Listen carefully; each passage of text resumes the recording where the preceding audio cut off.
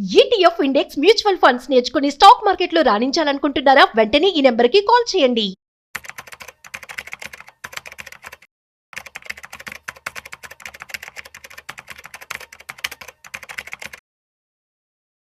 నమస్తే సార్. నమస్తే ma'am. Sir, Trump tariffs గురించి మాట్లాడుకుంటే మనం రీసెంట్గా ఒక వీడియోలో మాట్లాడుకున్నాం. భారత్ పైన 500% టారిఫ్ వేస్తున్నాడని. ఇప్పుడు యూరప్ పైన ఎందుకు మళ్ళీ ఈ టారిఫ్ వైపు వస్తున్నాడు ట్రంప్ అంటే? బేసిక్ మీద ఇండియాలో అప్ టు 500% అన్నాడు. 500% అని గ్యారంటీ ఏం కాదు, అప్ టు అన్నారు. బట్ లిటరల్లీ ప్రపంచం మొత్తం మీద హైయెస్ట్ టారిఫ్ భరిస్తుంది ఇండియా వాళ్ళు. ఇప్పుడు 50% ఉంది. ఈవెన్ చైనా వాళ్ళకి లేదు, అండ్ వేరే కంట్రీకి కూడా లేదు. ఇప్పటిదాకా ఏంటంటే అమెరికా అండ్ యూరోప్ నాటోలో పార్ట్నర్స్ కాబట్టి వాళ్ళందరూ ఫ్రెండ్లీ దేశాల కింద ఉంటుంది అనమాట. అందుకని వెస్ట్రన్ కంట్రీస్ అంటే మనం ఎక్కువసార్లు ఇవి అమెరికా ప్లస్ యూరోప్ గురించి మాట్లాడతాం. అండ్ ఇప్పుడు ఏమైందంటే గ్రీన్లాండ్స్ దగ్గర అది మాకు కావాలి, సెక్యూరిటీ పర్పస్ కోసం మాకు కావాలి, మేము దాన్ని కొంటాం అంటున్నారు. గ్రీన్లాండ్ చాలా చిన్న కంట్రీ, అంటే పాపులేషన్ పరంగా చెప్పాలంటే అది 57,000 మెంబర్స్, అంటే అమీర్పేటలో గల్లీ అంతా, హైదరాబాద్లో గల్లీ అంత పాపులేషన్ అంతా. బట్ అక్కడ మినరల్స్ అవి ఎక్కువ ఉంటుంది, నేచురల్ రిసోర్స్ చాలా ఎక్కువ ఉంటుంది. అందుకని దాని మీద ఇప్పుడు వాళ్ళ కనుబడింది అన్నమాట, దాన్ని ఎలాగైనా తీసుకోవాలి అని చెప్పేసి. అందుకని నాటో వాళ్ళు సపోర్ట్ చేస్తేనేమో పర్వాలేదు, చేయకపోతే కనుక మేము వేస్తామని చెప్పేసి విత్ ఇన్ ద యూరోప్ అందరి మీద కాకుండా కొన్ని కంట్రీస్ మీద, అంటే వాళ్ళ మధ్య డివైడ్ చేయాలన్నట్టు కొన్ని కంట్రీస్ మీద 10% ఎఫెక్టివ్ ఫ్రమ్ ఫిబ్రవరి 1 నుంచి 10%. అంటే థింగ్స్ కానీ సెటిల్ కాకుండా కొనుక్కుంటే, అంటే వీళ్ళు దాన్ని కొనకుండా కనుక వాళ్ళు అడ్డుకుంటే మళ్ళీ జూన్ జూలై నుంచి ఇంకా పెంచుతాము, 20% దాకా పెంచుతామని బెదిరిస్తున్నాడు. అంటే టారిఫ్లు అనేది ఒక వెపన్ లాగా తయారైపోయింది. వెపన్ లాగా అంటే పొద్దున నచ్చితే ఒక టారిఫ్, నచ్చపోతే ఇంకో టారిఫ్. ఓకే, దీనికంటే ఒక పద్ధతి అంటూ ఏం లేదు. ఒక డెమోక్రసీ కంట్రీ లాగా అది ఏం లేదు. ఒక డిక్టేటర్ కనుక డిక్టేట్ చేసినట్టు చేస్తున్నాడు. దానివల్ల ఏంటంటే ఇప్పుడు దాకా ఏషియన్ కంట్రీస్ సఫరింగ్ అని అనుకుంటున్నాం, లేదు. ఇప్పుడు వాళ్ళు తనుకుంటుంటే ఏషియన్ కంట్రీలు హ్యాపీ ఫీల్ అవుతుంది అనమాట. ఇప్పుడు జరుగుతుంది అది. సో ఇప్పుడు ఫ్రెంచ్ కావచ్చు, లేదా జర్మనీ కావచ్చు, డెన్మార్క్ కావచ్చు, లేదా లండన్ కావచ్చు, వీళ్ళందరూ ఒకటైపోయి మేము ఎలాగైనా కాపాడుకుంటాం అని చెప్పేసి అని. బట్ అమెరికా ముందు నిలబడే శక్తి పట్టుకుందంటే సీన్ లేదు. అమెరికా చాలా పెద్ద మ్యాన్ పవర్, అసలు యూరోప్ అంత లేదు. బట్ థింగ్స్ ఎలా సేఫ్ అవుట్ అవుతాయో మనం చూడాలి నెక్స్ట్ కపుల్ ఆఫ్ మంత్స్ వరకు కూడా, దాన్ని నిజంగా వాళ్ళు అమ్ముతారా లేదనేది. అండ్ డెన్మార్క్ వాళ్ళు అయితే మేము అమ్ము అంటున్నారు. ఈవెన్ గ్రీన్లాండ్లో వాళ్ళు కూడా ఆ జనాభాలో అంటే 57,000 మెంబర్స్ ఉన్నారు కదా, వాళ్ళ పేషెంట్ వాళ్ళ పబ్లిక్ కూడా అమెరికాలో కలగడం వాళ్ళు సిద్ధంగా లేరు. కాబట్టి వీళ్ళు ఫస్ట్ ఏంటంటే మనిషికి ₹1 ఇచ్చేసి కొంటానికి ప్లాన్ చేస్తున్నారు. అప్పటికి అది వర్కౌట్ కాకపోతే మేము బలవంతంగా ఆక్యుపై చేస్తూ ఉంటున్నారు. ఎలా థింగ్స్ అవుతాయో వర్కౌట్ అవ్వాలి. అంటే ఇప్పుడు ఇదేమవుతుందంటే యూరోప్ 2 కసీలిపోయే ఛాన్స్ ఉందన్నమాట. యూరోప్లో డెన్మార్క్ సపోర్ట్ చేసే కంట్రీస్ కొన్ని ఒకవైపు, మిగతా కంట్రీస్ కూడా, అంటే యూరోప్ 2 ముక్కలు కాబోతుంది ఇది కనుక ముందు రోజులు కంట్రీ అయితే. నెక్స్ట్ ఏమవుతుందంటే వాళ్ళు అమెరికా సంబంధించిన టెక్నాలజీ కంపెనీస్ మొత్తం ఆపే ఛాన్స్ ఉంది. ఎందుకంటే అమెరికా ఉన్న మెయిన్ స్ట్రెంత్ ఏంటంటే ఈ ఫాంగ్ స్టాక్స్ అనమాట. ఫాంగ్ అంటే ఫేస్బుక్, యాపిల్, మైక్రోసాఫ్ట్, నెట్ఫ్లిక్స్ ఇవే ఉన్నాయి.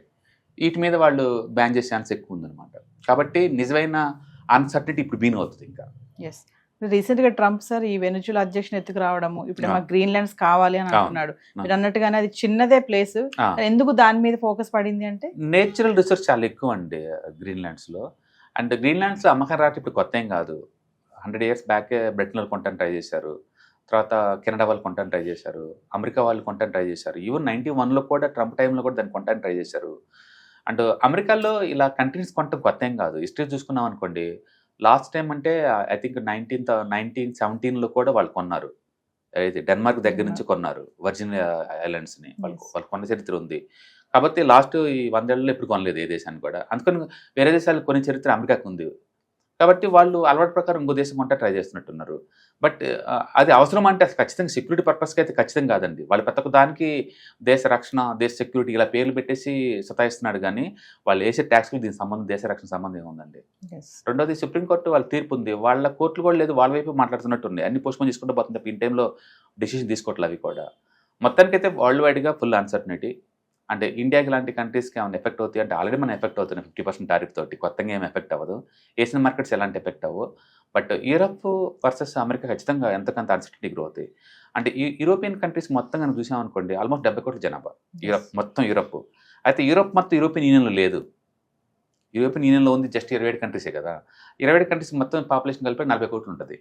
ఇప్పుడు ఆ 40 కోట్లు వర్సెస్ అమెరికా యొక్క 37 కోట్లు ఏముంటుంది అనమాట. వాళ్ళకనమాట ఇది జరుగుతుంది. ఇవి తిన్న అమెరికాలో కూడా చాలా మందికి ఇది ఇష్టం లేదు, వేరే దేశాలు ఆక్యుపై చేసి అంతేం లేదు అని. బట్ ట్రంప్ ఒకసారి పర్సనల్గా తీసుకుంటే అది ఎందరో తీసుకెళ్తాడు. అంటే యూరోప్ పైన వేసినటువంటి ఈ టారిఫ్ మన మన ఇండియాపై ఏమైనా ఇంపాక్ట్ చూపిస్తుంది యాక్చువల్ చెప్పాలంటే ఈ టారిఫ్ వేయటం ఇండియాకి మంచిదా అంటే అమెరికా నుంచి మరొక మంచిదా అన్నట్టు కొంత మంచిదేనండి. మనం ఇప్పుడు అమెరికన్ దాటి ప్రపంచం చూడగలుగుతున్నాం. ఇంతకుముందు ఏంటంటే ఇంకా అమెరికా ఇంకేమొద్దులే అన్నట్టు ఉండేది.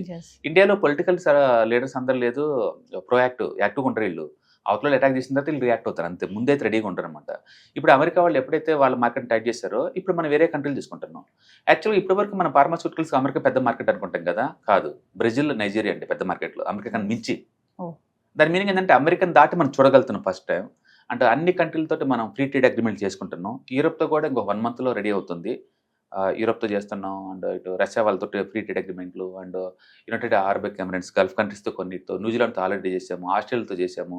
అంటే అమెరికన్ దాటి మనం అవతలు చూడగలుగుతున్నాం. ఇండియాకి ఎక్కువ ఛాన్సులు ఎక్కువ ఉందన్నమాట.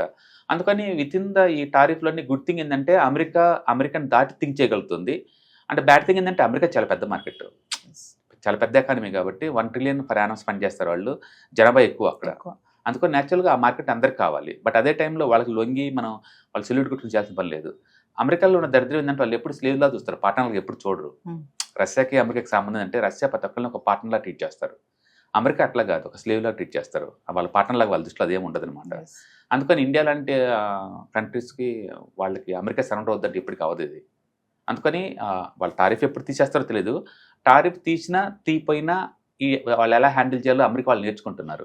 ఇంతకుమించి వర్స్ట్ ఏం జరగదు ఇండియాకి. ఆల్రెడీ 50% టారిఫ్లో ఉన్నాం, మనం భరించుకుంటూ వెళ్తూనే ఉన్నాం ముందుకి. ఎకానమీ ఆగలేదు, జీడిపి గ్రోత్ ఏం ఆగలేదు. అంటే పెయిన్ ఎక్స్పోర్ట్ కొన్ని సెక్టార్స్కి ఉందనే మాట నిజంగానే, బట్ మన గ్రోత్ ఏంటి వాళ్ళు ఆపలేదు. ఈ పాయింట్ ఆఫ్ టైంలో కూడా వరల్డ్లో హైయెస్ట్ గ్రోత్ ఉందంటే మన ఇండియాలోనే. చైనా రీసెంట్గా జీడిపి గ్రోత్ వచ్చింది వాళ్ళది అంటే 4.5.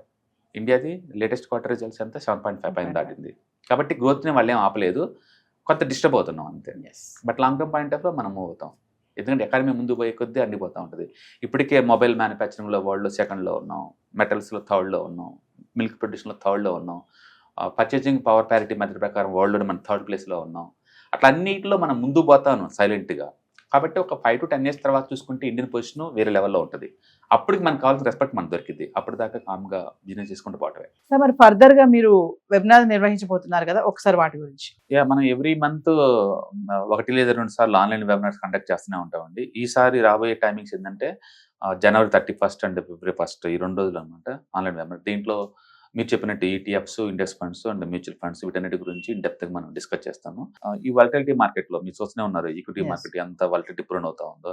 ఇలాంటి టైంలో మనం సేఫ్ అండ్ సెక్యూర్ ప్లేస్లో మనం మనీ మేక్ చేసుకోవాలంటే ఇలాంటి వాటిలో ఏంటంటే రిస్క్ ఉండదు అనమాట. అండ్ మిగతా వాటితో పోల్చుకుని సేఫ్టీ. మనం స్టాక్ మార్కెట్లో ఎంటర్ అవుతున్నప్పుడు ఏంటంటే మీకు 2 రకాల రిస్క్ని ఫేస్ చేయాలి. ఒకటి అంటే స్టాక్ స్పెసిఫిక్ రిస్క్. మీరు కనుక స్టాక్స్ తీసుకుంటే అవి డ్రాప్ అయింది అనుకోండి, ఆ రిస్క్ అంతా మీరు భరించాలి. ఎగ్జాంపుల్ ఈ రోజు మనం చూసుకుంటే విప్రో మార్నింగ్ 10% డౌన్ అయింది, single stock. And Wipro fundamentally very sound company. But దాని అర్థం ఆ సౌండ్ అంతా డ్రాప్ అని కాదు కదా, రిజల్ట్ వచ్చినప్పుడు డిసప్పాయింట్ చేసినాయి అనుకోండి ఈజీగా డ్రాప్ అవుతాయి. అలాగే రిలయన్స్ ఈ రోజు ఆల్మోస్ట్ 4% డౌన్ అయింది. అందుకని ప్రతి రిజల్ట్ వచ్చినప్పుడల్లా ఏదో ఒక న్యూస్ ఉన్నప్పుడల్లా స్టాక్స్ ఈజీగా వాలటిలిటీ గ్రో అవుతూ ఉంటాయి. ఇట్లా 5-10% నిఫ్టీలో ఉన్న స్టాక్స్ ఎక్కువ లాస్ అవుతుంటే సేఫ్టీ ఉండదు మీకు. అందుకని స్టాక్ స్పెసిఫిక్ రిస్క్ మీకు వద్దా, ఓన్లీ మార్కెట్ రిస్క్ ఒకటే భరించాలనుకున్నప్పుడు ETFs, index funds, mutual funds బాగుంటాయి. అందుకని మనం స్టాక్ మార్కెట్ ఎంటర్ అవుతున్నాం అంటే మీరు గుర్తుంచుకోవాల్సింది సిస్టమాటిక్, అన్సిస్టమాటిక్ అంటాం. ప్లెయిన్గా చెప్పాలంటే stock specific risk and market risk 2 భరించాల్సి ఉంటుంది.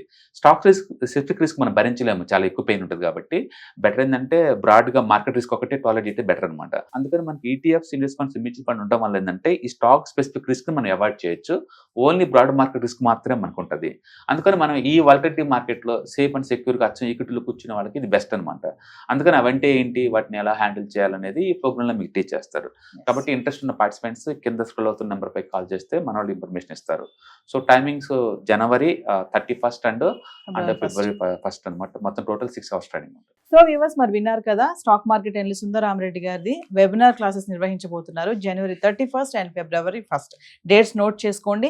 Index funds, mutual funds, retirement planning, పిల్లలుంటే పిల్లల ఫ్యూచర్ ప్లానింగ్ కానీ, ఎక్కడ ఇన్వెస్ట్మెంట్ చేయాలి, ఎలా ఇన్వెస్ట్మెంట్ చేయాలి, ఎంత ఇన్వెస్ట్మెంట్ చేయాలి, ఇలాంటి వాటిపైన మీకు అవగాహన కావాలనుకుంటే కింద కనిపిస్తున్న నెంబర్కి కాల్ చేస్తే మీకు వివరాలన్నీ కూడా అందుబాటులో ఉంటాయి. మరి టైమింగ్స్ కూడా మీకు తెలియజేస్తారు. కింద కనిపిస్తున్న నెంబర్కి కాల్ చేయండి, మా టీం మీకు అందుబాటులో ఉంటుంది. మర్చిపోవద్దు, January 31st and February 1st.